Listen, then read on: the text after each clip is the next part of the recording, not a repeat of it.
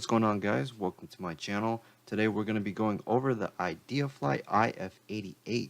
Just like the name says, this is an 88mm brushless micro, and it comes equipped with quite a bit of features, including a built-in OSD, current sensor, FPV, as well as a slew of other features.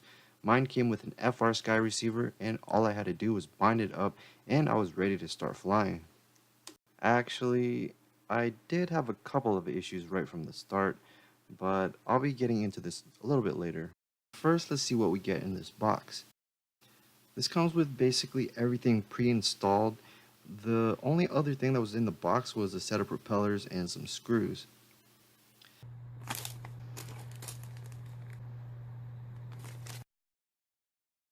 Let's take a closer look at the IF88.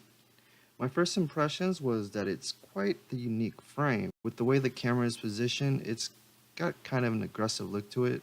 Another thing that caught my eye was the larger size flight controller, which kind of makes this quad unique, as most other quads this size use the smaller 27mm board size. Instead, the IF88 uses a 32mm board. Alright, so let's just start from the front of the quad and just make our way around.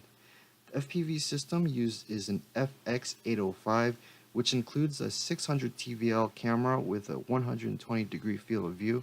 It is part of a 3-in-1 system that includes a 5.8 GHz 40-channel 25mW VTX, and attached to that is a dipole antenna.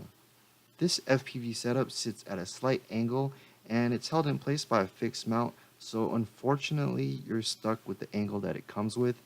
The mount is entirely made of plastic, as well as the columns holding it up. Here's a couple of shots of the FPV kit and the mount. And a quick clip of what you can expect out of this FPV kit. You can see the propellers in the corners. It doesn't bother me too much, but for some it can be quite annoying. Aside from that, I'm very happy with the picture quality of both the camera and the VTX. Moving along, we have some 1104 7500 kV brushless motors.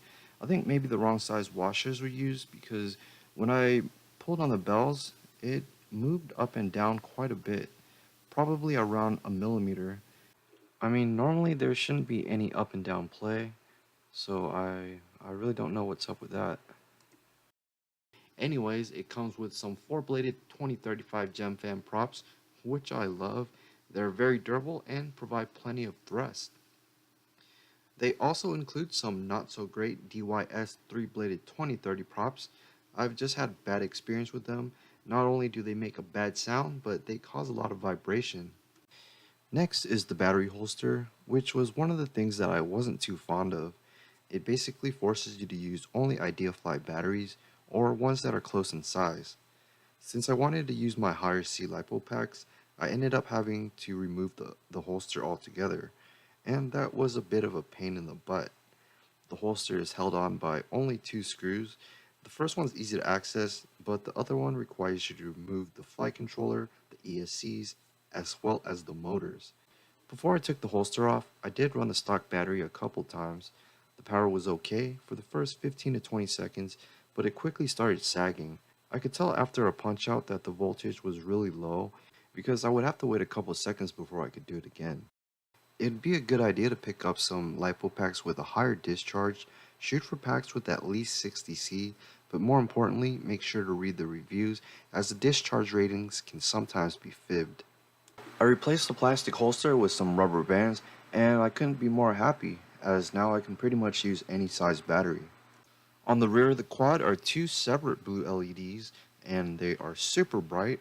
The only bad thing is they are not programmable, which is partly due to the way that they're soldered onto the flight controller. The IF88 uses an Omnibus F4, which is a very powerful flight controller. It allows you to easily run 8K loop times, as well as all the features you could possibly want, all the while having minimal CPU load. The board is packed with features, including a built-in OSD, current sensor, micro SD card slot, even a barometer. This really is an excellent board, and it comes loaded with the most current release of Betaflight, which is 3.1.7. Right underneath the flight controller is the 4-in-1 12-amp ESCs, which are BL Heli S, so they should have been able to run D-Shot, but for some reason I was only able to get multi-shot to run. Alright, so let's get into the issue I was talking about earlier. I adjusted a few settings in Betaflight to get things more to my liking. It was just a basic setup, I wasn't really tuning it. I just edited settings under the Modes tab and a few things under the Configurations tab. I figured everything would be fine, so I ended up just heading straight to the park to do my test flying. So I drove to the park and then I got everything set up.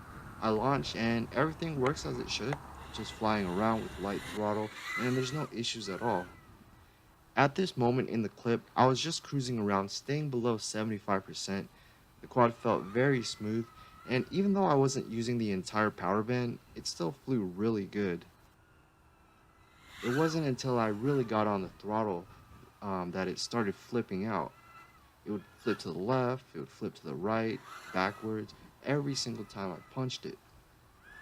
So after a little research, I found out there are issues with Betaflight 317, and to fix it, I could either downgrade to 316, or even easier than that, I can simply enable air mode. This can be done either under the Configurations tab, or it can be set up as a switch under the Modes tab. It's as simple as that. This time, instead of driving to the park, I decided to test it at my house. Here's that flight.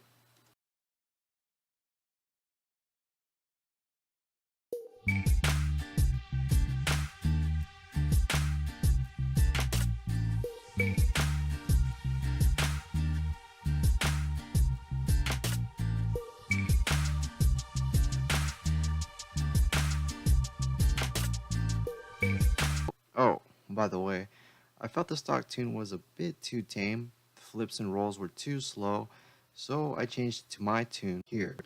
And I might as well wrap it up here. With slight modifications, this quad flew great. I'm getting used to having to fiddle with the quad before getting it to fly the way that I want it to. It's actually rare for me to get one that flies perfect straight out of the box. Once I was finally able to get airborne, it flew great. It was smooth and it had plenty of power. Whether you're flying line of sight or FPV, there are features that enrich both. There's an OSD with functional readouts for flying FPV, or for line of sight, there are bright blue LEDs to help with orientation. One thing I felt that was missing was a buzzer, and because it doesn't have one, you're going to have to approximate the battery life for line of sight. Also, to get the most performance out of your IF88, you're going to have to ditch the stock LiPo, and you're going to have to pick one up with a higher discharge rating. Aside from a couple of minor issues, which were all easy to fix, I thought this was a great quad. It's packed with features and performs very well, which is why I think it makes a great quad for both beginners and experts alike. That's going to be it for this one. Thanks very much for watching. See ya.